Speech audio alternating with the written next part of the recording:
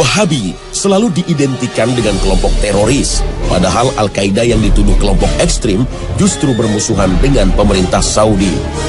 Para ulama Saudi yang dituduh Wahabi sesungguhnya ulama yang mengikuti prinsip salafus soleh, antara lain melarang umat Islam berunjuk rasa, apalagi memberontak kepada penguasa muslim. Sejarah Wahabi dalam versi lain banyak diteliti oleh para ilmuwan seperti Hanif James Oliver dan Nathanael DeLong Bass dari Georgetown University, Amerika Serikat. Istilah Wahabi bukan dinisbatkan kepada Muhammad bin Abdul Wahab, tetapi kepada Abdul Wahab bin Abdurrahman bin Rustum yang wafat pada tahun 2011 Hijriah. Sedangkan Muhammad bin Abdul Wahab lahir pada tahun 1151 Hijriah. Kelompok ini begitu ekstrim terhadap para ulama ahli sunnah yang ajarannya banyak menyimpang. Isu Wahabi sengaja digulirkan oleh para imperialis seperti Inggris dan Perancis.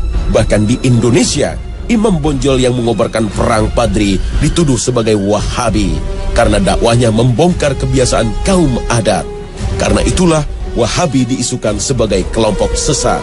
Kalau begitu, siapa sesungguhnya Muhammad bin Abdul Wahab?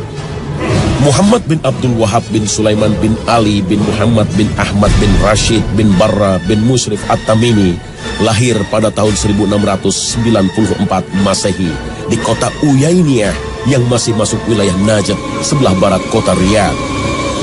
Beliau banyak belajar fikih mazhab Hambali dan sangat tertarik mempelajari kitab-kitab Syekhul Islam Ibnu Taimiyah dan muridnya Ibnul Qayyim rahimahullah.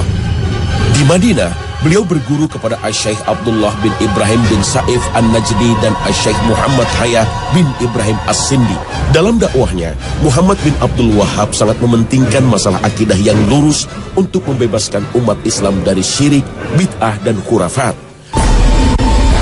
Pada saat itu, kuburan sahabat Nabi banyak dikeramatkan, diagungkan, bahkan dijadikan tempat untuk meminta-minta. Karena dakwah inilah, beliau selalu menjadi sasaran pembunuhan. Meskipun sempat terusir dari kawasan Uyainiyah, Syekh Muhammad bin Abdul Wahab tak pernah berhenti untuk berdakwah. Pada masa itu, pada abad 12 Hijriah atau abad 17 Masehi, kehidupan politik di Jazirah Arab berada dalam kekacauan. Perebutan kekuasaan sering terjadi di antara para kabilah, sementara kekuasaan Khalifah Turki Utsmani makin melemah setelah Perang Dunia Kedua. Para penguasa yang hidup saat itu menindas rakyat dengan upeti. Karena itulah mereka sangat terganggu dengan dakwah ulama yang berani dan lurus, termasuk yang dilakukan Syekh Muhammad bin Abdul Wahab. Dari sisi agama, kehidupan umat Islam banyak yang menyimpang dari ajaran Islam. Merebaknya praktek kesyirikan menjadi tantangan yang berat bagi para ulama. Beruntung, dakwah Muhammad bin Abdul Wahab mendapat dukungan Abdul Aziz bin Saud, pendiri kerajaan Saudi, hingga mampu memberantas kesyirikan dan menegakkan ajaran tauhid.